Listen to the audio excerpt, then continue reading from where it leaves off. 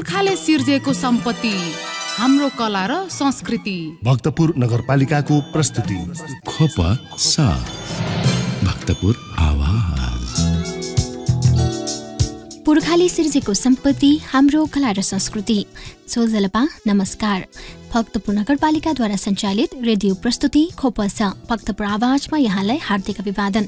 कार्यक्रम खोपस तपाईले साताको दिन विभिन्न दिन सुन्न सक्नुहुन्छ, जस अन्तर्गत हरेक सोमबार बिहान 7:30 बजेदेखि 8 बजेसम्म भक्तपुर नगरको शिक्षा, स्वास्थ्य र पर्यटन सम्बन्धी विषयवस्तु सुन्न सक्नुहुन्छ भने हरेक बुधबार बिहान 7:30 बजेदेखि 8:30 बजेसम्म खोपसको बुलेटिन विशेष प्रस्तुति सुन्न सक्नुहुन्छ र हरेक शुक्रबार साँझ 36 बजेदेखि 7 बजेसम्म खोपसको कला, संस्कृति र सम्पदा विशेष प्रस्तुतिसँग जोडिन सक्नुहुन्छ मात्र भक्तपुर FM 105.4 मेगाहर्जको रेडियो तरङ्ग मार्फत। साथै देश विदेशका विभिन्न स्थानमा रहनुहुने तपाईँ श्रोताले हामीलाई www.bhaktapurfm.com.np लगइन गरेर वा युट्युब वा हाम्रो पात्र एप्स मार्फत पनि सुनेर साथ दिन सक्नुहुन्छ।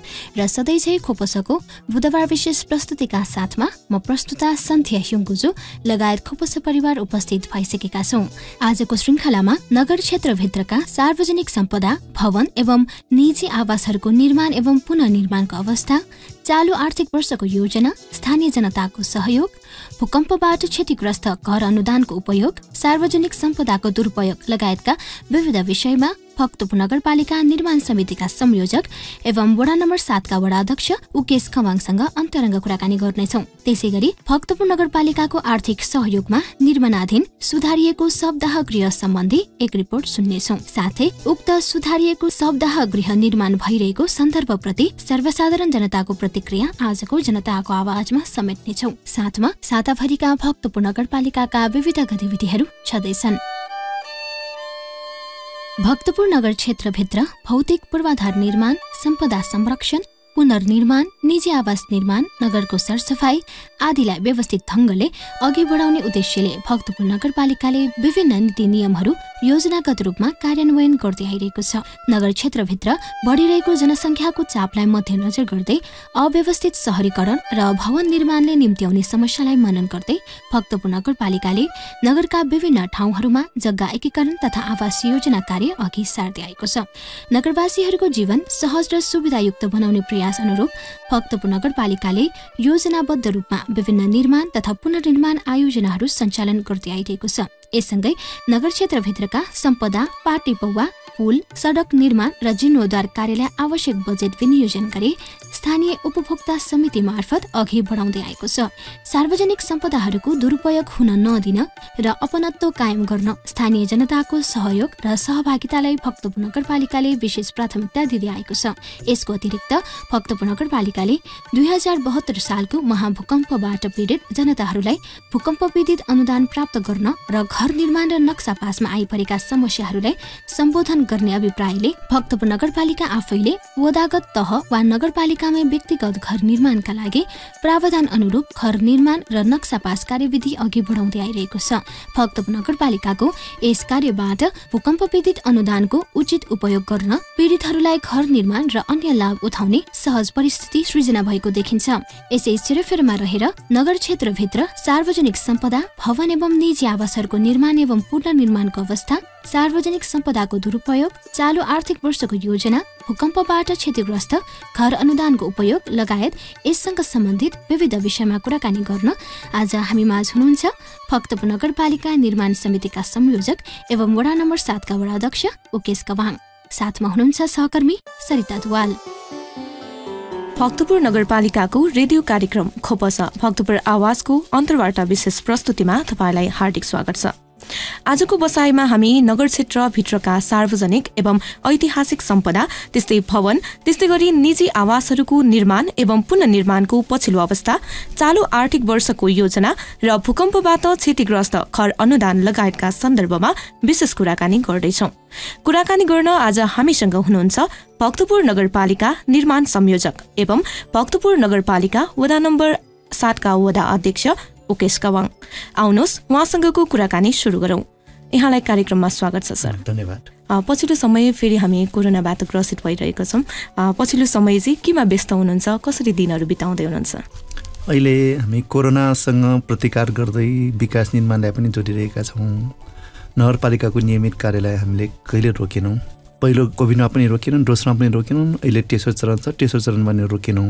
जुन कोभिडको अहिले ओमिक्रोनको छ त्यो विषयमा पनि अहिले छलफल गरेर हामीले नगरपालिकाले आवश्यक त्यसबाट आइपर्ने क्षतिको निम्ति न्यूनीकरणको निम्ति सबै तयारी गरेका छौँ। अहिले वास्तविकमा भन्ने हो भने अहिले हाम्रो नगरपालिकाले जुन हिसाबले हामीले काम गर्नुपर्ने त्यही हिसाबले हामी अगाडि बढिरहेका छौँ भन्ने कुरामा यहाँ स्पष्ट राख्न चाहन्छु। हजुर, पुर्खाले सिर्जेको सम्पत्ति हाम्रो कला र संस्कृति भन्ने मूल नारालाई जीवन्त राख्न भक्तपुर नगरका ठाउँ ठाउँमा आवश्यकता अनुसार पुरानो नगरमा ढुङ्गा छपाई अनि सार्वजनिक सम्पदाहरू जस्तै पाती पौवाहरू लगायतका कार्यहरू गर्दै आइरहेको कुरा सराहनीय नै छ र कला संस्कृति र सम्पदाले भरिपूर्ण नगरको ऐतिहासिक सम्पदाहरूको संरक्षणमा जोड दिँदै आइरहेको छ नगरपालिकाले। यस सन्दर्भमा भक्तपुर नगरपालिकाभित्र के कस्तो महत्त्वपूर्ण संरचनाहरू छन् र ती सम्पदाहरूको पछिल्लो अवस्था के छ, समग्रमा बताइदिनुहोस् न। हामीसँग नेपालको विभिन्न सम्पदाहरूमध्ये सबभन्दा बढी विश्व सम्पदा सूचीकृत सम्पदा भनेको भक्तपुरै पर्छन् र त्यसमध्येमा काठमाडौँ ललितपुरमा पनि हो, तर विशेष त भक्तपुरमा पर्छन्। त्यसमध्येमा भक्तपुरको विश्व सम्पदा सूचीकृतमा भक्तपुरको दरबार स्क्वायर भयो, टौमडी भयो, दत्तात्रेय भयो, अनि टौमडीदेखि दत्तात्रेयसम्मको जुन बजार लाइन छ ती सबै चाहिँ विश्व सम्पदामा सूचीकृत छ भने अन्य कुरालाई नगरपालिकाले सम्पदा क्षेत्र भनेर घोषणा गरेका छन् र अनि सन्निकट र विकसित क्षेत्रमा 3 चरणमा नगरलाई विभाजन गरेर यसरी व्यापारिक क्षेत्र गरेर 3 भागमा विभाजित गरेर यसलाई काम अगाडि बढाएको अवस्था छ। अहिले भक्तपुर नगरपालिकाको सबभन्दा महत्त्वपूर्ण पार्ट भनेको दरबार स्क्वायर र टौमडी र दत्तात्रेय नै हो।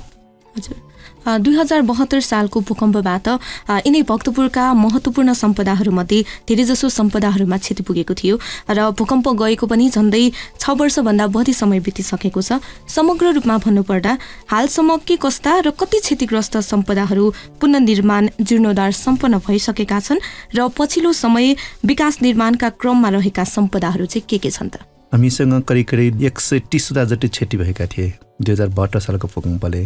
त्यसमध्येमा भक्तपुर नगरपालिका पुरातत्व गरेर दुवै क्षेत्रबाट अहिले कमसेकम हाम्रो 118 सम्पन्न भइसकेको अवस्था छ। तैपनि हामीसँग मुख्य अहिले पनि हामीसँग बाँकी भएको नैकञ्च दरबार अर्थात् यो राष्ट्रिय चित्र सङ्ग्रहालय भएको जोडिएको एउटा भवन, त्यसपछि भक्तपुर नगरपालिका पुरानो भवन अनि गोलघर, यी 3वटा सम्पदाहरू हामीसँग प्रमुखमा रहेका छन्। अहिले पुजारी मठको केही कामहरू भइरहेको अवस्था हामीसँग छ। त्यो हिसाबले हेर्ने हो भने अहिले सम्पदामा सूचीकृतमा हामीसँग विवाद भएका 1-2 पार्टी बाहेक अरू सबै सम्पन्न भएको अवस्था छ। ढुङ्गेदारहरू सबै उत्खनन भइसकेको अवस्था छ।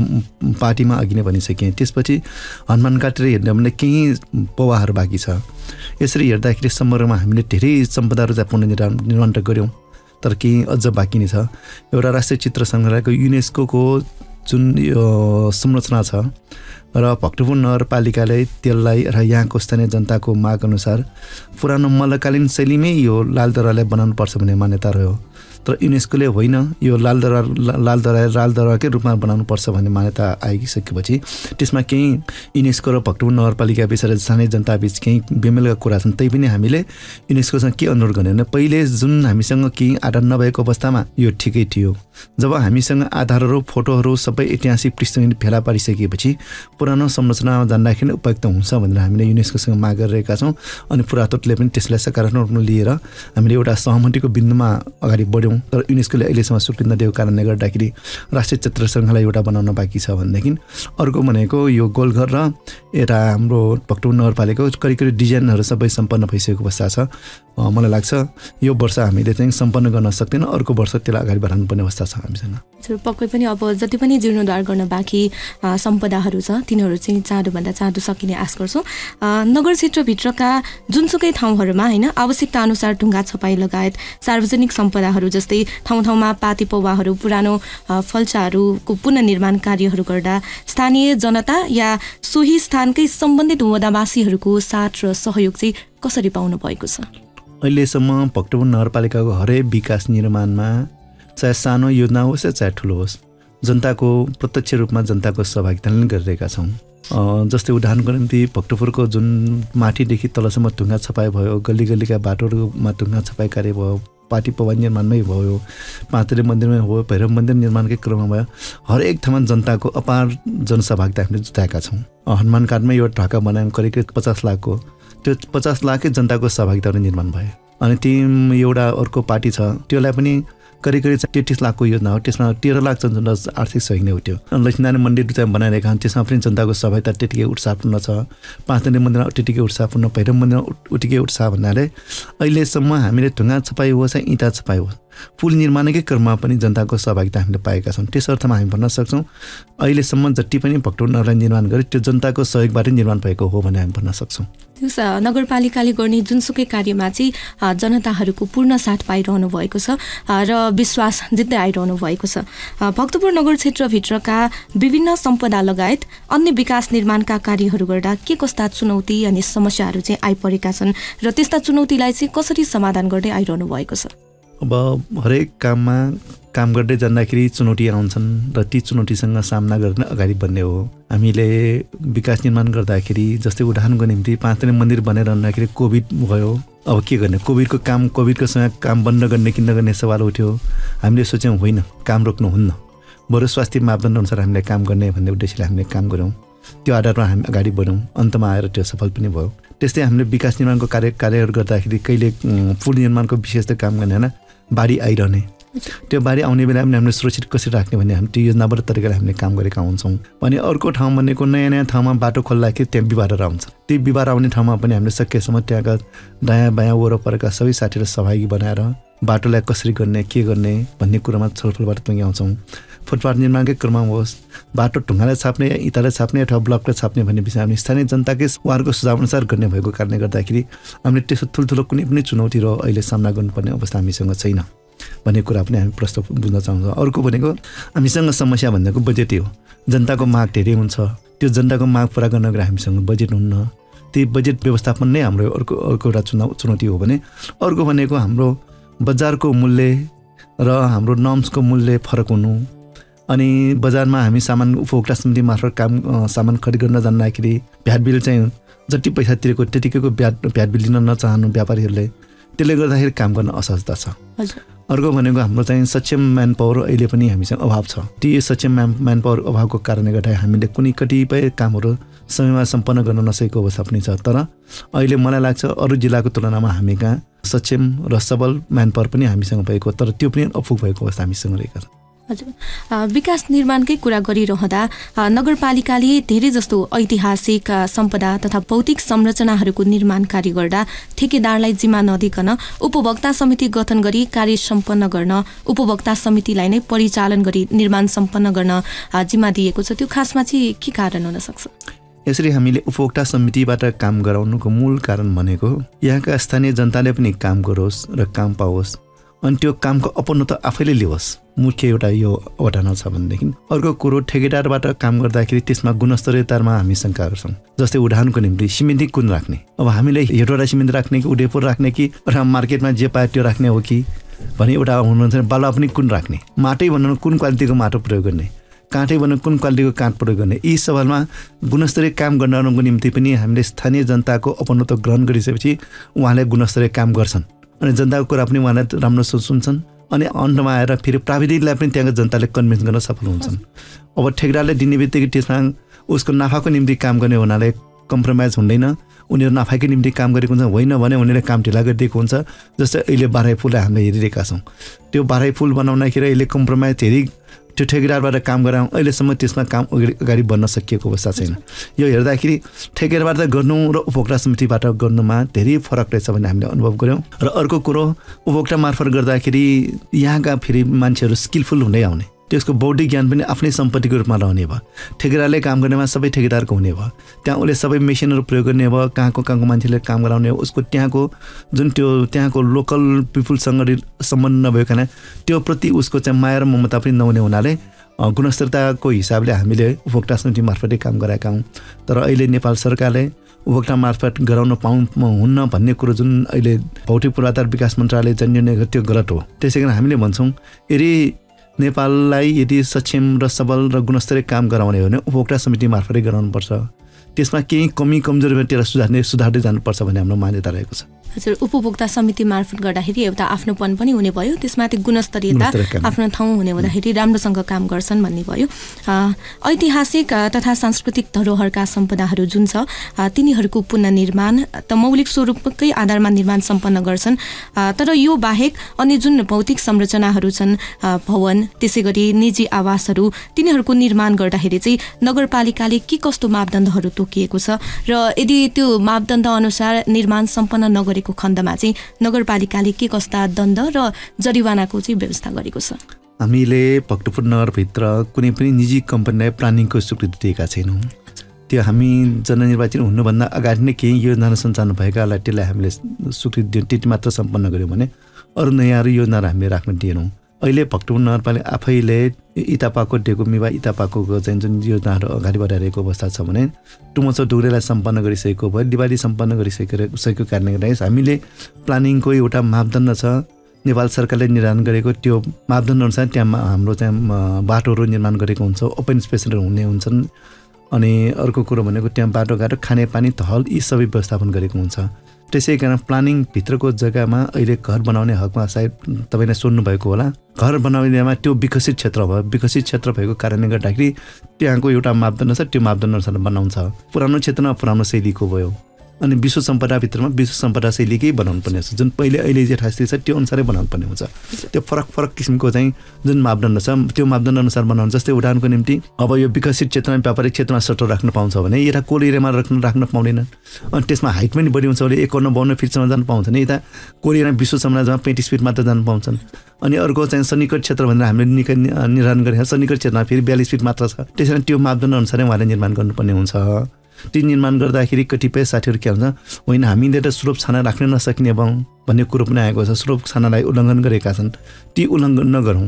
हाम्रो जुन संरचना छ त्यो संरचनामा हाम्रो नेपालीपन हो, हाम्रो सभ्यता हो, हाम्रो आर्टिक हो, त्यो जुन कला छ त्यो कलालाई हामीले प्रमोट गर्ने हो। नयाँ शैलीको त अब त्यहाँ अमेरिकामा पनि छ, युरोपमा पनि छ, जताततै छँदैछ। हामीले एउटा पुरानो संरचनालाई संरक्षण गरेर पर्यटक आकर्षण गर्ने, हामीसँग उद्योग धन्दा कल कारखानाको विकास यो ठाउँमा सम्भव नभएको भयो, किनभने हाम्रो नगर धेरै सानो छ, त्यहाँ ठुल्ठुलो कल कारखाना उद्योग धन्दा नहुने हुनाले हामीसँग अब रहने भनेको व्यापार भनेको पर्यटकसँगले आकर्षित गरेर हामी व्यापार व्यवसाय गर्नुपर्ने हुन्छ। त्यसै कारण त्यसको निम्ति हामीले पुरानो शैलीमै घर बनाउनको निम्ति अभिप्रेरित गरिरहेका छौँ र पुरानो शैलीको घर निर्माण भएकोले हामीले अनुदान पनि दिएका छौँ। 35% चाहिँ जुन अगाडि फेसमा लाग्ने इँटाको लागि भयो, झिङ्गटीको लागि भयो, काठको लागि भयो, यसमा हामीले अनुदान दिएका छौँ। त्यस कारण अहिले त्यस आधारबाट अलिकति केही नगरवासीहरू त्यो आधारबाट सम्पन्न गरेर पनि अनुदान प्राप्त गरेको अवस्था छ। यसरी हामी एउटा पुरानै शैलीको नगर र आधुनिक शैलीको नगरको रूपमा अलग अलग हामीले पहिचान दिएर अहिले काम गरेका छौँ। यो संसारको हरेक सहरभित्र यो चाहिँ नियम लागू हुन्छ, त्यही आधारहरू यहाँ पनि हामीले गरेका छौँ। हजुर, भनेपछि पुरानो क्षेत्र र ठाउँ अनुसार चाहिँ त्यहाँको मापदण्ड तोकिएको छ र त्यो अनुसार घर निर्माण गर्दाखेरि जुन नगरपालिकाले सहुलियत प्रदान गर्दै आइरहेको छ होइन। विशेष गरी यो पुरानो नगर क्षेत्रभित्र चाहिँ घर निर्माण गर्दाखेरि नगरपालिकाले दिने जुन अनुदान छ त्यो चाहिँ कति नगरवासीहरूले चाहिँ लाभ उठाइरहेको छ त अहिले? अब यो कोरोना गर्दाखेरि यो वर्ष पनि हामीले गर्न सकेनौँ, गएको वर्ष पनि हामीले गर्न सकेनौँ। त्योभन्दा अगाडि करिब हाम्रो चाहिँ 20-25 लाख भन्दा बेसी रकमहरू त्यसमा चाहिँ वितरण भइरहेको छ। सरकारले यो जुन 2072 सालको भूकम्पबाट क्षतिग्रस्त जति पनि घरहरू छन् ती घर पीडितहरूलाई चाहिँ पुनर्निर्माणका लागि अनुदान दिएको छ। सो अनुदान भक्तपुरका नगरवासीहरूले चाहिँ कसरी उपयोग गरिरहेका छन्?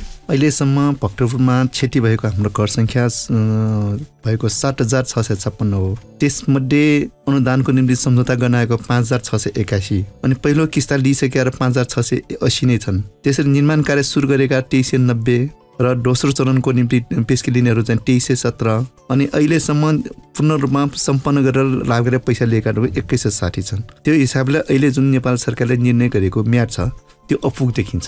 त्यसैले भक्तपुर नगरपालिकाले अहिले त्यो जुन चाहिँ म्याद चाहिँ समाप्त भएको घोषणा नगरौँ, बरु त्यसलाई चाहिँ म्याद थपौँ र अझ यिनीहरू निर्माणको निम्ति अगाडि बढाउँ। अनि जुन अनुदान रकम 3 लाखले पुग्दैन भनेर हामीले माग गरेका छौँ। मलाई लाग्छ नेपाल सरकारले त्यसलाई चाहिँ विशेष ध्यान दिनेछन्। भएकाले त बनाए, नभएकाले बनाएका हुन् घरहरू। त्यसैले यो काममा अलिकति जोड दिनु पर्ला भनेर हामीले सुझाव दिएका छौँ। भने अर्को कुरो, कतिपय भूकम्पबाट क्षति भएका घरहरू निर्माण गर्नको निम्ति कानुनी समस्याहरू पनि छन्। भक्तपुर नगरपालिका आफूले मात्र गर्न नसकिने अनि नेपाल सरकारले नीति निर्माण गरेर त्यसलाई परिमार्जन गर्नुपर्ने भएको कारणले गर्दाखेरि हामीले त्यो कुरा पनि अनुरोध गरेका जस्तै उदाहरणको निम्ति पार्टी चाहिँ दर्ता नभएको हुन्छ मात्र तला दर्ता भएको अनि पार्टी दर्ता नहुने बित्तिकै मात्र तला थप्न नहुने हुन्छ यस्ता जुन विभिन्न समस्याहरू छन् दाजुभाइको झैझगडा इत्यादि कारणले गर्दा केही घर निर्माण हुन नसकेको अवस्था छ तर करिब हामीसँग यसो साधारणतया हामीले मूल्याङ्कन गरेर 70 भन्दा बढी मान्छेले निर्माण गरिसकेको अवस्था छ केही पर्सेन्ट बाँकी नै छ हजुर अब उहाँहरूले पनि चाँडोभन्दा चाँडो अनुदान रकम लिएर चाहिँ निर्माण सम्पन्न गर्ने हामी आशा गर्छौँ हजुर यो सँगै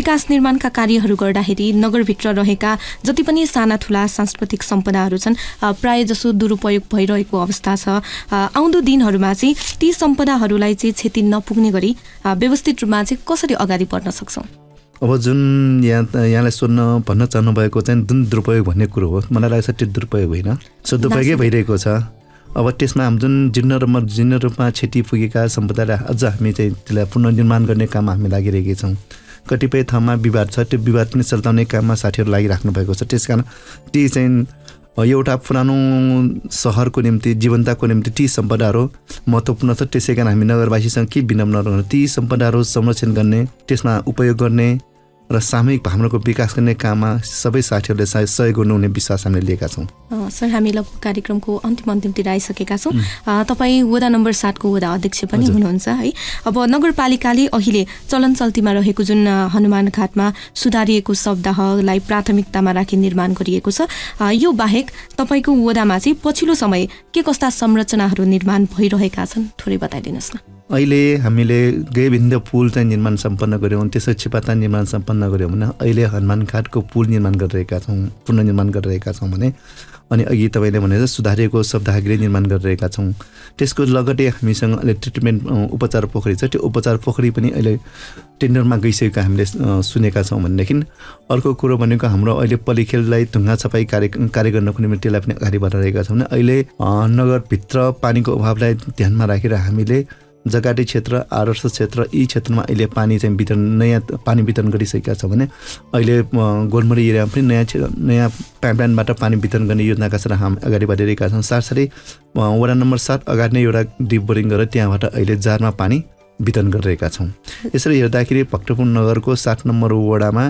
हामीले विकास निर्माणको क्रममा अहिले पिच कार्य पनि अहिले तत्काल हुनेछ भनेदेखि त्यसमा फुटपाथ निर्माणका कार्य पनि अहिले तीव्र गतिमा भइरहेको यहाँमा जानकारी गराउन चाहन्छु हजुर चालु आर्थिक वर्ष 2078-79 अब नगरमा जति पनि सार्वजनिक सम्पदाहरूको पुनर्निर्माण कार्य त्यस्तै गरी भवन तथा निजी आवासहरूको विकास निर्माण कार्यलाई चाहिँ सुरक्षित र व्यवस्थित तरिकाले निरन्तरता दिई चाँडोभन्दा चाँडो कार्य सम्पन्न गर्न चाहिँ के कस्तो आगामी योजनाहरू चाहिँ बनाइरहनु भएको छ अहिले हाम्रो चाहिँ खास अवधि पनि अब 100 दिन बाँकी छ करिब त्यहाँ 100 दिन अवधिभित्र हामीले सकिने जति जुन अहिले हामीले सञ्चालन गरेका योजनाहरूलाई सम्पन्न गरौँ भन्ने कुरो लागिरहेका छौँ कतिपय योजनाहरू सम्पन्न नहोलान् तर बजेट हामीले विनियोजन गरिसकेको कारणले त्यो सम्पन्न हुने नै छन् जस्तै उदाहरणको निम्ति हामीले आदर निकेतन सञ्चालन गर्ने भवन अहिले भवन बनिरहेको अवस्था छ रानी पोखरी यही हामी 100 दिनभित्रै त्यो कम्प्लिट गर्नेछौँ यता हनुमान घाटको पुल पनि 100 दिनभित्रै कम्प्लिट गर्नेछौँ मलाई लाग्छ भाजु पोखरी पनि सबै कम्प्लिट नै हुनेछ अनि खोप अस्पताल पनि कम्प्लिट हुनेछ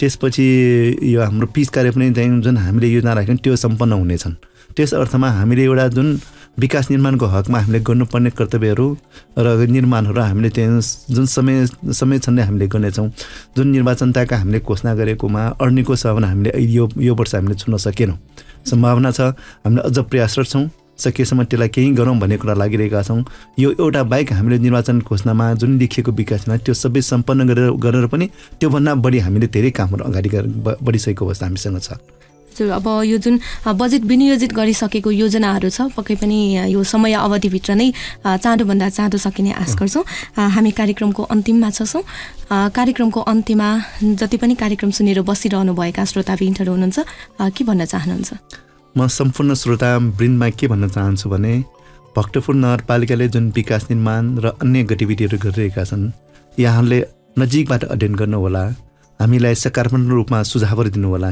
काम गर्दै जाँदा केही कमी कमजोरी हुनसक्छ ती कमी कमजोरीहरू सुधार्ने काममा यहाँहरूको सहयोग पाऊँ अर्को कुरो जुन विकास निर्माणहरू भइरहेका छन् ती विकास निर्माणमा यहाँहरू उपभोक्ता समिति मार्फत बसेर इमान्दारपूर्वक काम गरिदिनु त्यो तपाईँकै ठाउँ हो तपाईँकै सम्पत्ति हो भन्ने कुरा हामीलाई विकास निर्माणमा यहाँहरू साथ दिनुहुने विश्वासका साथ पुनः जुन हाम्रो भनाइलाई सुनिदिनु भयो त्यसको निम्ति धन्यवाद दिन चाहन्छु। हजुर, आफ्नो कार्य व्यस्तताको बावजुद पनि कार्यक्रममा समय मिलाएर आइदिनु भयो, त्यसको लागि धेरै धेरै धन्यवाद सर। हजुरलाई पनि धन्यवाद। आदरणीय दाजुभाइ तथा दिदीबहिनीहरू, अहिले हामी कहाँ कोभिड-19 रोगको नयाँ भेरिएन्ट तीव्र रूपमा फैलिरहेको छ। अस्पतालमा भर्ना हुने संक्रमितको संख्या पनि बढ्दो क्रममा छ, अर्थात् यो रोग समुदायमा तीव्र रूपमा फैलिरहेको छ। अत यो महामारी रोगबाट आफू बच्न, आफ्नो परिवार बचाउन र हाम्रो समाजलाई बचाउन बिना काम कोही पनि घर बाहिर ननिस्कनु हुन र कुनै कारणवश निस्कनै परेमा आवश्यक स्वास्थ्य मापदण्ड पालना गरेर मात्र निस्कनु हुन सम्पूर्ण नगरवासी दाजुभाइ तथा दिदीबहिनीहरूमा भक्तपुर नगरपालिका हार्दिक अनुरोध गर्दछ। साथै यो समयमा बेला बेलामा साबुन पानीले मिची मिची हात धुने बानी बसालौं। समय समयमा सेनिटाइजर प्रयोग गरौं। नाक, मुख र चिउँदो छोप्ने गरी मास्क प्रयोग गरौं। हुलमुल र भिडभाड हुने कुनै पनि क्रियाकलाप नगरौं र हात छुवाउँदा नाक मुख छोप्ने गरौं। यदि तपाईमा निम्न लक्षणहरू देखिएमा तपाई पनि कोरोना संक्रमित भएको हुन सक्छ। धेरै थकाइ लागेको महसुस हुने, नाकबाट पानी आउने, हल्का शरीर तातिएको महसुस हुने, नाक बन्द हुने, रिङ्गटा लागेको महसुस हुने, एक्कासी जाडो हुने र राति पसिना आउने, खोकी लाग्ने र आँखा दुख्ने। साथै यदि यो समयमा तपाई अनि तपाईको परिवारमा कोरोना रोगका बिरामी भएमा यो रोग बारे केही परामर्श लिनु परेमा भक्तपुर नगरपालिकाद्वारा सञ्चालित खोप अस्पताल कोभिड युनिटमा खतिनु भएका डाक्टरहरूसँग परामर्श लिनु हुन पनि अनुरोध गरिन्छ। उहाँहरूको सम्पर्क नम्बर रहेको छ डाक्टर अमर प्रजापति 98 60 071 104, 98 60 071 104, डाक्टर विभेद न्यौपाने 98 60 96 80 16, 98 60 96 80 16। पुर्खाले सिर्जेको सम्पत्ति, हाम्रो कला र संस्कृति। भक्तपुर नगरपालिकाको प्रस्तुति खोप सा भक्तपुर आवाज। कार्यक्रममा पुनः स्वागत। तपाईँ सुन्दै हुनुहुन्छ भक्तपुर नगरपालिकाद्वारा सञ्चालित रेडियो प्रस्तुति खोपसा भक्तपुर आवाज। साथमा छु म प्रस्तुता सन्ध्या खिङ्गुजु। वातावरण संरक्षण र प्रवर्धन सँगसँगै नगरको सांस्कृतिक चालचलन र परम्परालाई एकसाथ अघि लैजाने अभिप्रायले भक्तपुर नगरपालिकाले वडा नम्बर स्थित हनुमान घाट स्थित खोर द्वीपमा सुधारिएको सप्ताह निर्माण गर्ने योजना अघि सारिरहेको छ। व्यवस्थित सप्ताह वर्तमान समयको माग बनिरहेको अवस्थालाई मनन गर्दै भक्तपुर नगरपालिकाले सुधारिएको सप्ताह निर्माणका निम्ति रु 25 लाख बजेट विनियोजन गरेको छ। सुधारिएको सप्ताह निर्माण कार्यबाट ऐतिहासिक एवं सम्पदायुक्त स्थानका रूपमा चिनिने हनुमानघाट क्षेत्रको सरसफाई र संरक्षणमा थप टेवा पुग्ने देखिन्छ। भक्तपुर नगरपालिकाले उक्त सप्ताह निर्माण उपभोक्ता समिति मार्फत अघि बढाइरहेको छ। यसै सन्दर्भमा सुधारिएको सप्ताह गृह निर्माण कार्य सम्बन्धी जानकारी समेटेर सहकर्मी श्रीराम काशीचवाले तयार पार्नु भएको रिपोर्ट कार्यक्रमको अबको प्रस्तुतिमा। मानिसको जन्मपछि मृत्यु हुनु एक प्राकृतिक नियम हो। सामाजिक परम्परा तथा रीतिरिवाज अनुसार मृत्युपछि दाह संस्कार गर्ने चलन रहँदै आएको छ, जुन विभिन्न धर्म र संस्कृति अनुसार फरक फरक हुने गर्दछ। हिन्दू परम्परामा मृतकको लासलाई नदी किनार वा घाटमा जलाउने परम्परा रहेको छ। यसै क्रममा सप्ताह गर्ने क्रममा भक्तपुरको हनुमान घाट धार्मिक दृष्टिले एकदमै महत्त्वपूर्ण मानिन्छ। भक्तपुर नगरपालिका वडा नम्बर 7 मा अवस्थित हनुमान घाटमा भक्तपुर नगरपालिकाले सुधारेको सप्ताह निर्माणको थालनी गरिसकेको छ।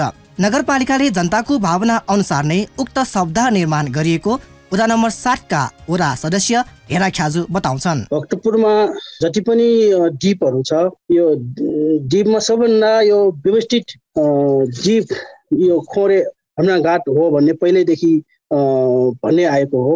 अब पहिल्यैदेखि हामी परम्परादेखि अहिलेसम्म खुला रूपमा गुठियारहरूले काठ, दाउरा, छाली, पराल, घिउ राखी सब दहन गरिन्छ र बीचबीचमा पराल भिजाइ छोप्ने कार्य गरिन्छ, जसले गर्दा हावा यताउता जान्छ अनि चिम्टी पनि व्यवस्था नभएको हुनाले त्यो सब दहन गर्दाखेरि त्यो हनुमानघाट खोरे वरिपरि मात्र होइन कि त्यो वरिपरि अहिले त घना बस्ती छ। घना बस्ती जस्तै वाचुटोल भयो, जेला, लिबाली, जगाती, गोलमुरी, खचा, वासकोचा भयो, अनेक सबै ठाउँमा चाहिँ त्यो गन्ध जुन पराल भिजाइ छोपिन्छ त्यसबेला हावा चल्दाखेरि त्यो गन्धले चाहिँ यताउति बस्नै नसक्ने अवस्था छ। त्यति मात्र होइन कि अब हनुमानघाट भनेको नेपालको एउटा महत्त्वपूर्ण तीर्थस्थल मध्ये एक हो। त्यहाँ मन्दिर भएको, अनेक किसिमका देवदेवता भएको, मूर्तिहरू भएको, पौवापाती सतल भजन मण्डलहरू, त्रिवेणी घाटहरू भएकोले त्यहाँ भक्तपुरवासी मात्र होइन कि नेपाल होलकै भक्तजनहरू आउने गर्छ, जुन त्यहाँ बिहानदेखि नै आउने गरिन्छ। त्यस बेला जुन भक्तजनहरू आउँछ त्यस बेला नै शब्दन गर्दाखेरि त्यस बेला पनि हावाले गर्दा गन्धले गर्दा त्यहाँ बस्नै नसक्ने हुन्छ, भक्तजनहरूको गुनासो छ। त्यति मात्र होइन कि त्यहाँ राष्ट्रिय स्तरको खेल मैदान छ, पाँचा खेल छ, त्यहाँ पनि बिहानैदेखि सयौं विद्यार्थीहरू खेल्न आउँछ। त्यही परम्परागत शब्दले गर्दा त्यही समयमा त्यो शब्दन गर्दाखेरि त्यहाँ विद्यार्थीहरू कराउने गर्छ, एकदम गनायो त्यो यहाँ त हुँदैन भन्ने कुरा खेलाडीहरूले गुनासो छ, जसले गर्दा त्यो पाँचा खेलमा र त्यो राष्ट्रिय स्तरको खेल मैदानमा प्रतियोगिता नै कम भएछ के त्यो परम्परागत शब्दले गर्दाखेरि। त्यति मात्र होइन कि अब त्यो हनुमानघाट वरिपरि स्कुलहरू धेरै छ के, स्कुलहरू पनि धेरै छ। स्कुलमा पनि यो बेलुका त केही छैन र बिहानैदेखि त्यो विद्यार्थीहरूलाई पनि एकदम गन्ध आउने भएकोले विद्यार्थीहरू पनि कराउने छ। मेसिरी पीठ भनेको महिनौँ पछि अनेक बानामा भोज भतेरहरू हुने, पूजाआजा शुभ कार्यहरू हुने, जन्मदिनको भोजहरू गरिन्छ, जसले गर्दा त्यो शब्दन गर्ने बेलामा त्यहाँ गन्धले त्यहाँ बस्नै नसक्ने हुन्छ। यो आदि इत्यादि कारणले गर्दाखेरि त्यो शब्दन सुधारिएको शब्दन यति आवश्यक भएको हो। त्यही भएर त्यो जुन नगरपालिकाले यो आर्थिक वर्ष यो बजेटमा यही हाम्रो खोरेमा बजेट राख्नु भएको हो। हनुमानघाट स्थित खोरे द्वीपमा भक्तपुर नगरपालिकाको सहयोगमा उपभोक्ता समिति मार्फत सुधारिएको शब्दाह निर्माण भइरहेको छ। गत पुस 27 गतेबाट थालनी भएको शब्दाह निर्माण कुन चरणमा पुगेको छ त? हालको निर्माण प्रक्रियाको बारेमा थप जानकारी दिँदै उपभोक्ता समितिका अध्यक्ष कृष्ण गोविन्द लाखाजु यसो बताउँछन्। अहिले निर्माण 11.20 सेन्टिमिटर 11.20 सेन्टिमिटरको हिसाबमा लम्बाइ भयो अनि 7.10 सेन्टिमिटरको हिसाबमा चौडाइ छ। यो जुन चौडाइ लम्बाइ र चौडाइ छ त्यो लम्बाइ र चौडाइ भित्र चाहिँ दुईटा शब्दाह गर्ने यो सुधारिएको चाहिँ राख्ने हिसाबमा छ। त्यो क्षेत्रभित्र हामी 13वटा पोल त्यसमा राख्छौँ। 13वटा पोलभित्र दुईटा शब्दाह गर्ने त्यो सुधारिएको चुल्लो शब्दाहको रूपमा दुईटा राख्छौँ। त्यो दुईटा मध्ये अहिले प्रारम्भिक चरणमा अब यो स्थानीयहरूको चालचलन अनुसार संस्कार अनुसार जुन किसिमको शब्दाह गर्ने प्रचलन छ त्यसलाई कसरी असर गर्छ, त्यसले राम्रो बनाउँछ कि बनाउँदैन, यसले चाहिँ राम्रो बनाउने नै हाम्रो लक्ष्य हो। त्यसो भएको कारणले अहिले चाहिँ एउटा त्यो यो जुन क्षेत्रभित्र दुईटा मेसिन राख्ने भने तापनि अहिले एउटाबाट सुरुवात हुन्छ। त्यो एउटा सुरुवात हुने क्रममा अहिले त्यो दुईटालाई पुग्ने गरी चाहिँ कम्पाउन्डको रूपमा जग डिबिसीसम्म उठाइसकेको छ अनि त्यसभन्दा माथि चाहिँ अहिले पोल राख्नको लागि त्यो 13वटा पोल उठाउनको लागि 6 इन्चीको फलामे पाइप हामीले ल्याइसकेका छौँ। सुधारिएको शब्दाहको प्रयोगले धुवा धेरै नआउने, प्रदूषण कम हुने गरेको छ। यसमा शब्दाह गर्दा साबिकभन्दा आधा समय लाग्ने, दाउरा पनि कम प्रयोग हुने र गुठी परम्परा अनुसार नै दाह संस्कार गर्न सकिने जस्ता विशेषताहरू रहेको समेत बताइएको छ। यसमा चाहिँ सबभन्दा पहिले यो शब्दाह गर्दाखेरि एउटा चाहिँ अहिले हाम्रो सामान्यतया खुला रूपमा गर्दाखेरि 3.5 देखि 4 घण्टा लाग्दो रहेछ। अहिले यो समयलाई बचत हुने हिसाबमा आधा समय मात्रै लाग्ने त्यो सुधारिएको शब्दाहमा हामीले त्यहाँ दाह संस्कार गर्यो भने त्यसको आधा समय मतलब 2 घण्टाभित्र सक्छ भन्ने कुरा एउटा विशेषताको रूपमा रह्यो। त्यसपछि जति अहिले दाउरा चाहिँ त्यो लाग्छ त्यसमा पनि आधा दाउरा मात्र लाग्छ। एउटा समय कम हुने भए, अर्को चाहिँ दाउरा कम हुने भए, अर्को फेरि एउटा चाहिँ महत्त्वपूर्ण कुरा भनेको त्यो जुन धुवा बढी निस्किन्छ नि वातावरणमा फैलिने त्यो वातावरण प्रदूषण चाहिँ एकदम कम हुन्छ। त्यसमा चाहिँ एउटा पाइप राखेर माथि चाहिँ त्यो गर्दाखेरि त्यसमा प्रदूषण कम हुन्छ। अर्को अब दाह संस्कारकै क्रममा हामी त्यहाँ देख्छौँ त्यो लास राखिसकेपछि त्यहाँ परालले छोप्नुपर्ने, भिजेको परालले छोप्नुपर्ने, छाली राख्नुपर्ने त्यो कुराहरू पनि त्यसमा चाहिँ आवश्यक पर्दैन। त्यसमा किन आवश्यक पर्दैन भन्दाखेरि एउटा जति चाहिँ त्यो सबलाई चाहिने एउटा चुलोको रूपमा हामी करिब 1 मिटर जति उठाउँछौँ। त्यो 1 मिटर उठाइसकेपछि त्यसमा 2-3वटा पाल हुन्छ। त्यो 2-3वटा पालमा दाउरा राखिन्छ। त्यो माथि चाहिँ जाली हुन्छ। त्यो जाली माथि राखिसकेपछि दाह संस्कारको सम्पूर्ण काम सकेपछि एउटा घिर्नीद्वारा घुमाएर त्यो माथि ढकनी हुन्छ, फलामको ढकनी हुन्छ। त्यो फलामको ढकनीले ठ्याप्प छोपिसकेपछि त्यो चाहिँ गुठियारहरूले अब केही पनि चलाउनु पर्दैन। आफै आफ चाहिँ त्यो जुन लास चाहिँ अब जलाउन सकियो कि सकिएन भन्ने कुरा एउटा त्यो सिसा राखेको हुन्छ। त्यो सिसाबाट हेर्दाखेरि यदि त्यो बाँकी छ भने फेरि दाउरा थप्दा भइहाल्यो तल नै। यदि त्यो बाँकी छैन सकिएको भए दाउरा नथपिकन त्यसरी सहज रूपमै धेरै झन्झट हुनु नपर्ने गरी यो काम गर्न सकिन्छ भन्ने हिसाबमा यो सुधारिएको हिसाबमा यो आएको भयो। अर्को कुरा यो फेरि अनि गुठियारहरूको अनि सामाजिक रूपमा सामूहिक रूपमा कार्य हुने भएकोले यसको एउटा विशेषताको रूपमा हामीले लिएका छौँ। भक्तपुर नगरपालिकाले शवदाह निर्माणको लागि 57,57,433.56 पैसा लगत एस्टिमेट गरिएको र रकम समेत विनियोजन गरिसकेको छ। यससँगै स्थानीय जनताले पनि सहयोग गर्ने क्रम जारी रहेको बताइएको छ। हालसम्म करिब 2 लाख रुपैयाँ आर्थिक सहयोग प्राप्त भइसकेको समितिका अध्यक्ष कृष्ण गोविन्द लाखाजु बताउँछन्। यसमा अन्य व्यक्तिले सहयोग गर्नु परेमा कसरी सहयोग गर्न सक्छन् त? बजेट लागत चाहिँ 57,57,433 रुपियाँ 56 पैसाको लगत एस्टिमेट गरेको थियो। त्यो लगत एस्टिमेटमा अहिले यो आर्थिक वर्षमा 25 लाख मात्रै बजेट विनियोजित गरेको छ। 25 लाख मध्ये अहिले 19 लाख रुपियाँ पेस्की उपलब्ध भइसकेको छ। अब यो 25 लाख भित्र हामीले यस कार्य सम्पन्न गर्नको लागि एउटा मात्र शवदाह मेसिन राख्ने भएको कारणले करिब अहिले यो आर्थिक वर्षमा 40 लाखदेखि 45 लाखसम्मको खर्च गर्नुपर्ने हुन्छ। अब 40-45 लाख खर्च गर्नको लागि नगरपालिकाबाट 25 लाख छ। अब यो 25 लाख खर्च बजेटबाट हामीले यो सक्दैन भनेर अनुमान गर्दाखेरि एकजना सहयोगदाता जे एउटा त्यो चुलो मेसिनलाई चाहिने एउटा चाहिँ त्यो फलामे जुन ढकनीदेखि लिएर त्यो बनाउनेको लागि सहयोग गर्छु भनेर आइरहनु भएको छ। त्यसको करिब 12 लाख पर्छ त्यो एउटाको चुलोको। त्यो 12 लाख एउटा चाहिँ सहयोग गर्छु भनेर डाटा चाहिँ एउटा भनौँ आश्वासन चाहिँ प्राप्त गरेका छौँ। र थप चाहिँ अहिलेसम्ममा हामीलाई 2 लाख रुपियाँ चाहिँ सहयोग चाहिँ अहिले विभिन्न माध्यमबाट गुठीबाट व्यक्तिबाट 2 लाख रुपियाँ चाहिँ सहयोग गरिसकेको अहिलेसम्मको अवस्था छ। त्यसमध्ये एकजना व्यक्तिले नै 55,555 रुपियाँ चाहिँ यो रविन्द्र पढानाङ भन्नेले एकजना व्यक्तिले नै अहिलेसम्मको बढीमा उहाँले गर्नुभएको छ। त्यसरी 10,000देखि माथि सहयोग गर्ने दाताहरूको हामी शिलापत्रमा पनि उल्लेख गर्ने भनेर हामीले यो उपभोक्ता समितिले निर्णय गरिसकेको छ।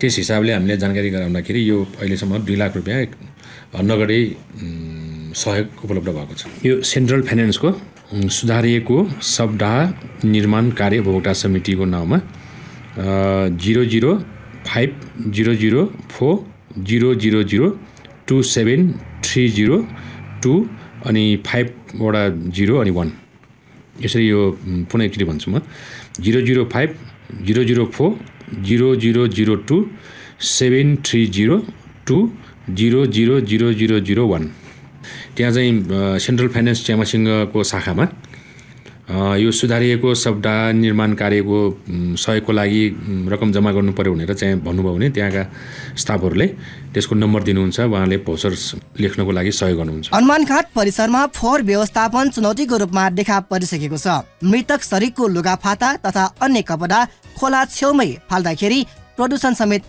हुने गरिएको छ। यस किसिमको फोहोर व्यवस्थापनको लागि निकट भविष्यमा नै अन्य योजनाहरू ल्याउने तयारी गरिरहेको वडा सदस्य हेरा ख्याजु बताउँछन्। यसमा चाहिँ नि अब हामीले सबडाउन गर्ने ल्याउँदाखेरि अब त्यो मरेको व्यक्तिको लुगाफाटाहरू अनि सामानहरू त्यो खोलामा फाल्ने गरिन्छ क्या। अब खोलामा किन फालिन्छ भने खोलामा फाल्दाखेरि टरिन्छ। मरेको मान्छे तर्छ भनेर खोलामा फाल्छ। पहिला त पानी खोलामा पानी बगाए हुन्छ, त्यो खोलामा फाल्दाखेरि त्यो अन्त बगाएर लान्छ, केही छैन। अहिले त्यो खोलामा फाल्नै पर्छ भने पहिलादेखि कथन छ होइन। त्यही भएर त्यसलाई पनि अब व्यवस्थित रूपमा बनाउनलाई यही सब सुधारेको शब्द निर्माणमा त्यो छुट्टै चाहिँ त्यो व्यवस्था गरी त्यसलाई बाल्ने चाहिँ हामी बजेटमा राखेका छौँ। त्यो पनि फोहोर कम हुने। अनि त्यति मात्र होइन कि अब अहिले त्यो शब्द गर्ने ठाउँमा व्यवस्थित कोही चाहिँ सहयोगीहरू छैन। अब शब्द कार्य गरिन्छ, त्यहाँ मन हुनेले चाहिँ सफा गरेर जान्छ, अरूले चाहिँ त्यत्तिकै छोडेर जान्छ। त्यसको लागि हामी एउटा सफाइ मर्ने व्यवस्था गर्ने हामी सोच पनि त्यो पनि राखेका छौँ, जसले गर्दाखेरि फोहोर कम हुने, त्यहाँ व्यवस्थित हेर्ने त्यो पनि हामी माग गरिरहेका छौँ भक्तपुर नगरपालिकाबाट। सुधारिएको शब्द निर्माणको कार्य सुरुवात भएसँगै विभिन्न स्थानीय गुठी, सङ्घ संस्था तथा व्यक्तिहरू पनि औसिएका छन् र आर्थिक सहयोग दिने क्रम पनि जारी रहेको छ। यसले अपनत्व भावनाको समेत विकास भएको छ। खपसको लागि श्रीराम काशीछाको रिपोर्ट। सुधारिएको सप्ताह गृहको निर्माणबाट धुवा र प्रदूषण कम गर्न मद्दत पुग्नुका साथै वन जङ्गल कम हुँदै गएकोले दाउराको प्रयोग कम गराउन टेवा पुग्ने देखिन्छ। यससँगै सुधारिएको सप्ताह गृहको निर्माणमा फलामे ढकनीको प्रयोग हुने, धुवा कमाउने भएकोले प्रदूषणमा कमी हुने, नयाँ प्रविधिको प्रयोग हुने हुनाले यसले संस्कृति जगेर्ना र वातावरण संरक्षण दुवैमा सहयोग पुग्ने देखिन्छ। यसै सेरोफेरमा रहेर सुधारिएको सप्ताह निर्माणप्रति सर्वसाधारण जनताको प्रतिक्रिया सुनौ आजको जनताको आवाजमा।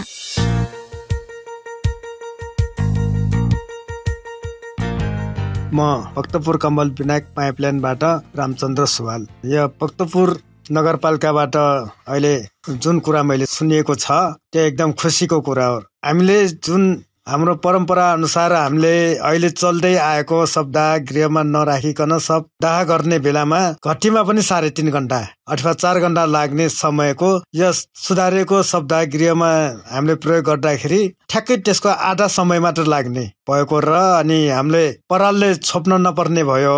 एउटा कुरा चाहिँ धेरै नै राम्रो कुरा हो। अनि त्यसपछि फलामको ढकनले छोप्ने भएको भएर प्रदूषण पनि धेरै नै कम हुने भयो, धुवा धेरै नआउने भयो, सुधारिएको भनेको भएर घटीमा पनि हाम्रो अब गुठीको परम्परा अनुसार पछि गर्न पाउने भनेपछि त्यो पनि खुसीकै कुरा भयो। हाम्रो जति पनि हाम्रो सदस्य हुन्छ त्यति धेरै आवश्यक नपर्ने र थोरै मान्छेहरू भए पुग्ने र अनि समय पनि एकदम कम लाग्ने भएको भएर एकदम राम्रो।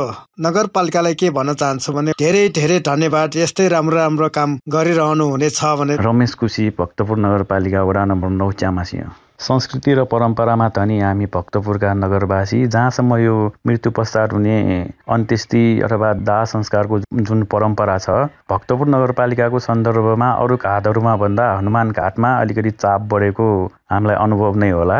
अब त्यसमा परम्परागत रूपमा जुन अन्त्येष्टि हुँदै आएको छ त्यसमा प्रदूषण त व्यापक नै छ। अब कौसीमा बसेर हेर्दा पनि धुवा फालिरहेको र हावाहुरी चल्दाखेरि व्यापक त्यो लास पोलेको गन्धले नगरभरि नै दुर्गन्धित भएको हामीलाई अनुभव भएकै हो। अब भक्तपुर नगरपालिकाको अगुवाईमा जुन यो सुधारिएको सप्ताह गृह निर्माण हुन लागेको छ त्यसमा दाउरा पनि कम खपत हुने, समय पनि कम लाग्ने, हाम्रो परम्परा अनुसार नै दाह संस्कार गर्न सकिने भएको हुँदाखेरि परम्परा पनि बच्यो र प्रदूषणमा पनि यसले सुधार ल्याउने भएकोले यो आवश्यक छ कि छैन भने त प्रश्न नै छैन। समय अनुसार यस प्रदूषणलाई त हामीले कम गर्दै जानुपर्छ। यसमा पनि अब भर्खरै निर्माण भएको जुन घाटमा जाने अहिले ढाका निर्माण भएको छ त्यसमा पनि व्यापक गुठीहरूको आर्थिक तथा जनसहभागितामा जुन जसरी निर्माण भएको छ त्यसरी नै अब यसमा पनि व्यापक जनसहभागिता होला जस्तो लाग्दछ। भक्तपुर नगरपालिकाद्वारा सुधारिएको सप्ताह गृह निर्माण भइरहेकोमा भक्तपुरवासीको निम्ति सुखद कुरा हो र अहिले 21औं शताब्दी प्रतिस्पर्धाको युग हो। त्यसैले हरेक व्यक्ति निकै बेफुर्सद हुन्छन्। पाइलामा प्रतिस्पर्धालाई ओछिन समय एकदम महत्त्वपूर्ण छ। त्यो चाहे आय आर्जनमा होस्, शिक्षामा होस् वा खेलकुदमा। यस्तो अवस्थामा परम्परा अनुसार दाह संस्कार गर्दा कम्तीमा 3 घण्टा भन्दा बढी लाग्छन्। दाह संस्कारमा बस्नुपर्ने गुठियारहरू र आफन्तहरूको समय खेर जानेलाई यो सुधारिएको शवदाह गृहले बचत गरिदिन्छन्। यानि कि परम्परागत शवदाह गर्ने भन्दा आधा समय मात्रै लाग्ने भएकोले यसको निर्माण वरदान सरह भएको छ। त्यति मात्र होइन, धुवा र वन विनाशका कारण वातावरण प्रदूषण भई विभिन्न रोगहरू देखा पर्दछन्। त्यसको ज्वलन्त उदाहरण कोभिड-19 अथवा कोरोना भाइरस। वन जङ्गलमा भएका रुख बोट बिरुवाहरूले मानिसलाई अति आवश्यक अक्सिजन दिन्छ र अक्सिजन दिने जुन रुखहरू दाह संस्कारको लागि धेरै रुखहरू कटान हुँदाखेरि अक्सिजन कमी हुनुका साथै वातावरण प्रदूषण हुन्छन्। सुधारिएको शवदाह गृहले परम्परागत शवदाहमा भन्दा आधा काठले मात्र प्रयोग हुने भएकोले वातावरण प्रदूषण रोक्न र अक्सिजनको लागि सुधारिएको शवदाह गृह उति नै उपयोगी भएको छ। धुवाले बढी कार्बन उत्सर्जन भई पृथ्वीको हरितगृह ग्यासलाई असर पार्दा ग्लोबल वार्मिङ अथवा पृथ्वी तातिन थालेको छ। यसले गर्दा अनावृष्टि र अतिवृष्टिले बाढी पहिरोले ठूलो धनजनको क्षति भइरहेको छ।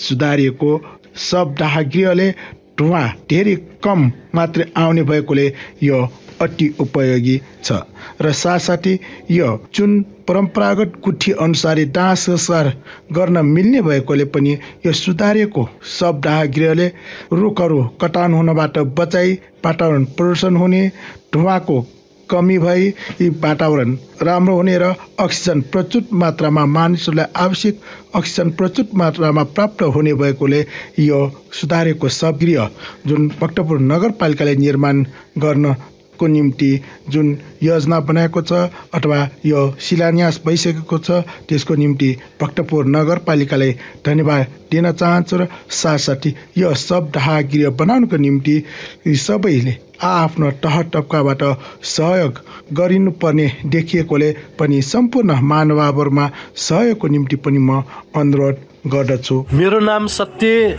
सम्मेलन राजु पाटे हो। म तौमडी टोल वडा नम्बर 5 मा बस्छु। यो जुन विषय छ नि, यो सुधारिएको शवदाह कार्य सुचारू गरिराख्नु भएको छ नि, त्यो निकै नै समय अनुसारको राम्रो काम हो। यसको लागि हामी सबैले भक्तपुर नगरपालिकालाई धेरै धेरै धन्यवाद र धेरै राम्रो काम गर्नुभयो। यस्तै काम राम्रोसँग गर्ने भने हामी भक्तपुरवासीहरूलाई आशा छ। मेरो नाम तुलसीराम ताक्रा, म 9 वडामा बस्छु। अहिले हनुमान घाटमा आधुनिक सुधारिएको शवगृह बनाउने भनेको राम्रो कुरा हो। जमाना आधुनिक भएकोले पनि आधुनिक सुधारिएको शवगृह बनाउने भनेकोमा मेरो तर्फबाट भक्तपुर नगरपालिकालाई धन्यवाद व्यक्त गर्दछु। हने भफुङ दाजु किजा टटा केफुङ विश्व फैले जो चुङु कोरोना भाइरस ओमिक्रोन भेरिएन्ट अ छिठान समुदाय खे तीव्र रूपम फैले जो चुङुलिङ ठोसरुवा रोगम बच्चे जुयो बच्चे आउज्याखे छि सक्कलिन दाजु किजा टटा केफुङ सतर्क व सजग जुयो ठठगो ठासङ ग्वालियङ डेटा भक्तपुर नगरपालिका सक्कलिन नगरवासी दाजु किजा टटा के पिन्ता इनापियङ चुङुड ओमिक्रोन भेरिएन्ट रोगङ बच्चे जुया लागिङ बरोबर सैनिटाइजर छेल दिस साबुन नाखङ लासिल दिस मास्क तय दिस हुलमुल व भिडभाड यङ दिए मते बजार वने भले 2 मिटर तापाक चोङ जक व्यवहार यङ दिस हने लाथे खैथु याउ बानी यङ दिए मते व स्वास्थ्य मापदण्ड पालना यङ दिस ओमिक्रोन भेरिएन्ट रोगिया लक्षण त कपसेगु महासेगु इक्वेगु सेखङचाइगु मोसवैगु आकांक्षाकाङ चिक्वेगु चतिवैगु व मिखासेगु यदि स्वेतन थन्यगु लक्षण त खाने डट रहसा तुरन्त हे ठगु स्वास्थ्य जाँच दिस नापान थोरोगिया बारे नेनेकने यामाल ठसा भक्तपुर नगरपालिका सञ्चालन यङ चंगु खोप अस्पताल कोभिड युनिट ज्यासँग दिपुन डाक्टर त नापान सल्लाह कय डेटानङ इनापिङ चुङा वेक अपिनेगु सम्पर्क नम्बर डाक्टर अमर प्रजापति 98 साथी 071 104 98 साथी 071 104 डाक्टर विभेद न्यौपाने 98 साथी 96 80 16 98 साथी 96 80 16।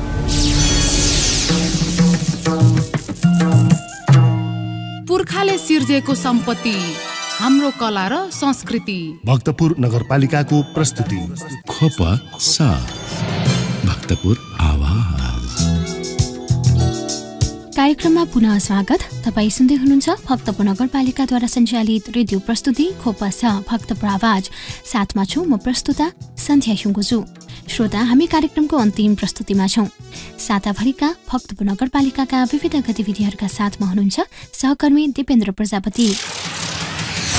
नेपाल मजदुर किसान पार्टीका सचिव एवं संघीय सांसद प्रेम सुवाल र भक्तपुर नगरपालिकाका प्रमुख सुनिल प्रजापति सहितको प्रतिनिधि मण्डलले कृषि मन्त्रालयका सचिव डाक्टर गोविन्द प्रसाद शर्मालाई भेटी किसानहरूलाई समयमै सुपथ मूल्यमा रासायनिक मल उपलब्ध गराउनु पर्ने तर्फ सरकारको ध्यान आकर्षण गर्नुभएको छ।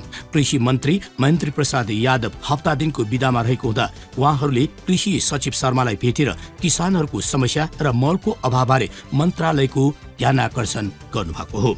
उहाँले नेपाल सरकारबाट अनुदान प्राप्त रासायनिक मल कृषकहरूले समयमै प्राप्त गर्न नसक्दा कृषि उत्पादनमा कमी आउने र खाद्यान्न उत्पादन समेत घट्ने र खाद्यान्न आयात झन बढ्ने तर्फ मन्त्रालयको ध्यान आकर्षण गर्नुभएको छ। सांसद सुवालले रासायनिक मल उपलब्ध गराउन कृषि सामग्री कम्पनी लिमिटेड र साल ट्रेनिङ कम्पनीमा समेत आवश्यक पदाधिकारीहरूको व्यवस्था गरी पर्याप्त मल आपूर्ति गर्न मन्त्रालयको ध्यान आकर्षण गर्नुभएको हो।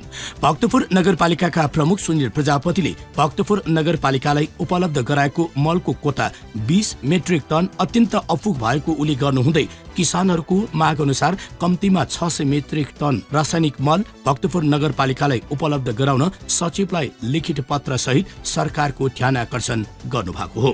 भक्तपुर नगरपालिका क्षेत्रका कृषकहरूको खेतीबारी भक्तपुर नगरपालिका लगायत चाङ्गुनारायण, मध्यपुर र सूर्यविनायक नगरपालिका क्षेत्रमा समेत भएको हुँदा भक्तपुर नगरपालिकाले छुट्याइएको मलको कोटा अपुग भएको उहाँले उल्लेख गर्नुभयो। कृषि मन्त्रालयका सचिव डाक्टर शर्माले कृषकहरूको माग बमोजिम मन्त्रालयले आवश्यक मल खाद उपलब्ध गराउन लागि परेको बताउनु हुँदै भक्तपुरलाई आवश्यक मात्रामा रासायनिक मल उपलब्ध गराउन सहयोग गर्ने प्रतिबद्धता व्यक्त गर्नुभयो। नेपाल मजदुर किसान पार्टीका केन्द्रीय सदस्य एवं सांसद प्रेम सुवाल र प्रमुख सुनिल प्रजापतिले वन तथा वातावरण मन्त्री राम सहाय प्रसाद यादवसँग भेट गरी काठमाडौँ उपत्यकाको पर्यावरण सुधारको कार्यक्रम तर्जुमा गर्न र देशको सन्तुलित विकास गर्न जोड दिनुभयो। सांसद सुवालले भक्तपुर जिल्ला चाङ्गुनारायण नगरपालिकाको नगरकोट स्थित भक्तपुर नगरको खानेपानी स्रोत रहेको क्षेत्रलाई जलाधार क्षेत्र घोषणा गरी खानेपानीको स्रोत बढाउनु पर्ने र भक्तपुर नगरपालिका सलागारी स्थित चोङा गणेश सांस्कृतिक क्षेत्र र भक्तपुरका नवदुर्गा पीठहरूको संरक्षण गर्न आवश्यक बजेटको व्यवस्था गर्न वन मन्त्री यादवको ध्यान आकर्षण गर्नुभएको छ।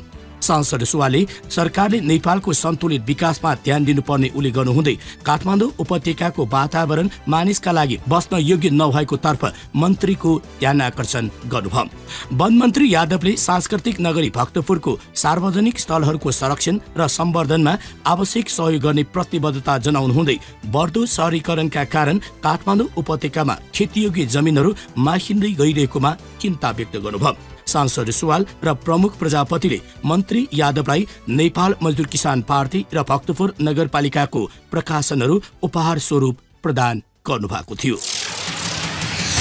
बागमती प्रदेशका मुख्यमन्त्री राजेन्द्र प्रसाद पाण्डेसँग मुख्यमन्त्री कार्यालय हेटौडामा भक्तपुर नगरपालिका प्रमुख सुनिल प्रजापति, नेपाल मजदुर किसान पार्टी बागमती प्रदेशका सांसद सुरेन्द्र राज गोसाई र सृजना सैजु, भक्तपुर नगरपालिका उपप्रमुख रजनी जोशी सम्मिलित टोलीले बुधबार मुख्यमन्त्रीको कार्यकक्षमा भेट गर्नुभएको छ।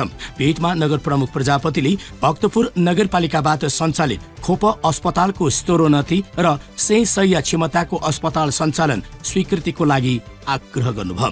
भेटमा मुख्यमन्त्री पाण्डेले भक्तपुर नगरपालिकाले शिक्षा, स्वास्थ्य, सरसफाई तथा सम्पदा पुनर्निर्माणमा गरिरहेको प्रगति र कार्यहरूबारे अवगत रहेको र नगरपालिकाका गतिविधिहरू जनता लक्षित भएको बताउनुभयो। स्थानीय तहबाट सञ्चालित खोप अस्पतालबाट व्यापक जनताको हित हुने विश्वास व्यक्त गर्नुहुँदै मुख्यमन्त्री पाण्डेले खोप अस्पताललाई शय्याको स्वीकृति प्रदान र आवश्यक सहयोग गर्न सकारात्मक रहेको र आवश्यक प्रक्रिया अगाडि बढाउन स्वास्थ्य मन्त्री लगायत सम्बन्धितलाई निर्देशन दिने बताउनुभयो। मुख्यमन्त्री पाण्डेले बागमती प्रदेशले समाजवादी उन्मुख कार्यक्रमहरूलाई प्राथमिकतामा राख्दै कार्य गर्ने सोचले अगाडि बढिरहेको बताउनुहुँदै बागमती प्रदेश अन्तर्गत उच्च शिक्षा समितिको विधिक हाल विचाराधीन अवस्थामा रहेको र सो विधेयकमा सक्षम स्थानीय तहले विश्वविद्यालय सञ्चालन गर्न सकिने व्यवस्था समेत रहेको उहाँले स्पष्ट पार्नुभयो। पेटमा नगर प्रमुख प्रजापतिले खोप अस्पताल 100 शय्या क्षमताको अस्पताल सञ्चालन गर्न अनुमतिको लागि मुख्यमन्त्री समक्ष अनुरोध गर्नुहुँदै खोप अस्पताललाई स्थानीय तहबाट सञ्चालित देशकै नमुना अस्पतालको रूपमा सञ्चालन गरी जनताको सेवा गर्ने बताउनुभयो। साथै उहाँले खोप विश्वविद्यालय सञ्चालन गर्न भक्तपुर नगरपालिकाले आवश्यक भौतिक पूर्वाधारहरू पनि तयारी गरिरहेको अवगत गराउनुहुँदै सक्षम स्थानीय तहलाई विश्वविद्यालय सञ्चालन गर्न अनुमति दिनुपर्ने बताउनुभयो। भक्तपुर नगरपालिकाले सर्वसाधारण जनताको आधारभूत स्वास्थ्य सम्बन्धी आवश्यकतालाई मध्यनजर गर्दै गुणस्तरीय स्वास्थ्य सेवाको पहुँच पुर्याउने उद्देश्यले हाल खोप अस्पतालको रूपमा सञ्चालनमा रहेको उहाँले अवगत गराउनुभयो। टोलीले प्रदेश स्वास्थ्य मन्त्री निमा लामा र स्वास्थ्य निर्देशनालय वरिष्ठ स्वास्थ्य प्रशासक नरेन्द्र कुमार झासँग भेटी खोप अस्पताल र कोभिड रोकथाम तथा नियन्त्रणमा भएका विविध गतिविधिहरूबारे छलफल गर्नुभएको थियो। सोही क्रममा नगर प्रमुख प्रजापतिले खोप अस्पतालको प्रारम्भिक वातावरणीय परीक्षणका लागि तयार पारिएको प्रतिवेदन र स्वमूल्याङ्कन प्रतिवेदन लगायत अस्पतालका थप शय्या स्वीकृतिका लागि आवश्यक कागजातहरू पनि हस्तान्तरण गर्नुभएको थियो। भक्तपुर नगरपालिका अनुगमन समितिले सोमबार हनुमानखात र महेश्वरी स्थानमा रहेका वधस्थलहरूको अनुगमन गरेको छ। अनुगमन टोलीले वधस्थलहरूको व्यवस्थित र सुधार गर्न आवश्यक भएको मूल्याङ्कन गरेको छ। वधस्थलका भुइँ र भित्ता सजिलै सफा गर्न मिल्ने गरी मार्बल वा टाइल राखी निकासको व्यवस्थापन र फोहोर पानी शुद्धिकरण पछि मात्र खोलामा फाल्ने वा निकासमा राख्ने पशुपक्षी वधयोग्य भए नभएको चेक जाँचहरू गर्नुपर्ने र राङ्गो वध गरेपछि निस्कने फोहोरहरू व्यवस्थित गर्नुपर्ने अनुगमन समितिले जनाएको छ। महेश्वरी सप्लायर्समा वधस्थल सरसफाइमा ध्यान दिनुपर्ने, किमा बनाउने मेसिन र टेबल सफा गर्नुपर्ने, एप्रोन सेतो र सफा गरी लगाउनु पर्ने र फोहोरहरू व्यवस्थित गर्नुपर्ने अनुगमन टोलीले निर्देशन दिएको छ। वधशाला नवीकरण नगरेकोले 3 दिनभित्र पसल नवीकरण गर्न र तराजु नापतौल विभागमा नवीकरण गर्न टोलीले निर्देशन दिएको छ। वधस्थलको फोहोर व्यवस्थित गर्न पर्खाल बनाएर छुट्याउनु पर्ने, वधस्थल सफा गर्नुपर्ने, एप्रोन सेतो र सफा प्रयोग गर्नुपर्ने, मूल्य सूची व्यवस्थित गर्नुपर्ने, मासु राख्ने टेबल ग्लासले छोपेको र धुलो र झिङ्गा नपन्किने गरी मासु सुरक्षित राख्नुपर्ने, राङ्गो काट्ने वा मार हाने जीवित राङ्गोले नदेख्ने गरी व्यवस्थित गर्नुपर्ने र मासु व्यवस्थापन गर्ने भुइँ पानी नजम्ने गरी सफा गर्न मिल्ने गरी व्यवस्थित गर्न निर्देशन दिइयो। अनुगमनमा भक्तपुर नगरपालिका बजार अनुगमन समितिका संयोजक राजकृष्ण गोरा, समितिका सदस्य हरेराम सुवाल, रोशनमया सुवाल, उद्योग वाणिज्य संघ भक्तपुरका विश्वराम दुवाल, घरेलु तथा साना उद्योग संघ भक्तपुरका लक्ष्मी प्रसाद कवाङ, राष्ट्रिय उपभोक्ता मञ्चका मनोज थापा, भक्तपुर नगरपालिका सेनिटेसनका वडा निरीक्षक रामकृष्ण प्रजापति, कर शाखाका नुज किजु, महानगरी प्रहरी परिसरका प्रहरी सहायक निरीक्षक सञ्जीव कोजु, अमित दण्डेखु र पशु सेवा कार्यालय भक्तपुरका पार्वती योन्जनको सहभागिता रहेको थियो। पुर्खाले सिर्जेको सम्पत्ति, हाम्रो कला र संस्कृति। भक्तपुर नगरपालिकाको प्रस्तुति खोप भक्तपुर आवाज। कार्यक्रममा पुनः स्वागत। तपाईँ सुन्दै हुनुहुन्छ भक्तपुर नगरपालिकाद्वारा सञ्चालित रेडियो प्रस्तुति खोप भक्तपुर आवाज। साथमा छु म प्रस्तुता सन्ध्या सुङ्गुजु। श्रोता, हामी कार्यक्रमको अन्ततिर आइसकेका छौँ। खोपसको आजको श्रृङ्खलामा हामीले नगर क्षेत्रभित्र सार्वजनिक सम्पदा, भवन एवं निजी आवासहरूको निर्माण एवं पुनर्निर्माणको अवस्था, सार्वजनिक सम्पदाको दुरुपयोग, चालु आर्थिक वर्षको योजना, भूकम्पबाट क्षतिग्रस्त घर अनुदानको उपयोग लगायत यससँग सम्बन्धित विविध विषयमा भक्तपुर नगरपालिका निर्माण समितिका संयोजक एवं वडा नम्बर 7 का वडा अध्यक्ष ओकेश खवाङसँग अन्तरङ्ग कुराकानी गर्यौं। त्यसैगरी सुधारिएको शवदाह गृह निर्माण सम्बन्धी एक रिपोर्ट सुन्यौं। साथै सुधारिएको शवदाह निर्माणप्रति सर्वसाधारण जनताको प्रतिक्रिया आजको जनताको आवाजमा समेट्यौं। साथमा साताभरिका भक्तपुर नगरपालिकाका विविध गतिविधिहरू पनि सुनिहाल्यौं। तपाईलाई आजको कार्यक्रम कस्तो लाग्यो? आफ्नो सल्लाह सुझाव आफ्नो प्रतिक्रिया अवश्य पठाउनुहोला। प्रतिक्रिया पठाउने ठेगाना कार्यक्रम खोपस भक्तपुर आवाज भक्तपुर नगरपालिका। तपाईले आफ्नो प्रतिक्रिया फेसबुक पेज भक्तपुर नगरपालिका वा भक्तपुर म्युनिसिपालिटी मार्फत पनि पठाउन सक्नुहुन्छ। साथै भक्तपुर नगरपालिकासँग सम्बन्धित सम्पूर्ण सूचना वा जानकारी नगरपालिकाको वेबसाइट भक्तपुर.mun.gov.in मा पनि हेर्न सक्नुहुन्छ र थप जानकारीका लागि नगरपालिकाका प्रकाशनहरू खोपपौ र भक्तपुर मासिक पनि पढ्न सक्नुहुन्छ। कार्यक्रम अवधिभर सुनेर साथ दिनुहुने तपाईँ श्रोतालाई हार्दिक धन्यवाद। कार्यक्रम तयार पार्न सहयोग गर्नुहुने सहकर्मीहरू रविन्द्र कुसी, श्रीराम कासिस्वा र सरिता दुवाललाई विशेष आभार। कार्यक्रमका लागि आवश्यक सल्लाह र सुझाव प्रदान गर्नुहुने रविन्द्र ज्याको र दिपेन्द्र प्रजापतिलाई हार्दिक धन्यवाद र प्राविधिक सहयोगका लागि राजेश हाँडा र रवि हाँडालाई विशेष आभार। शुक्रबार साँझ 36 बजेदेखि 7 बजेसम्म खोपसको कला संस्कृति र सम्पदा विशेष प्रस्तुतिका साथमा उपस्थित हुने नै छौं। तबसम्मका लागि म प्रस्तुता सन्ध्या युङ्गोजु लगायत खोपस परिवारलाई बिदा दिनुहोस्। तपाईको समय शुभ बितोस्। नमस्कार।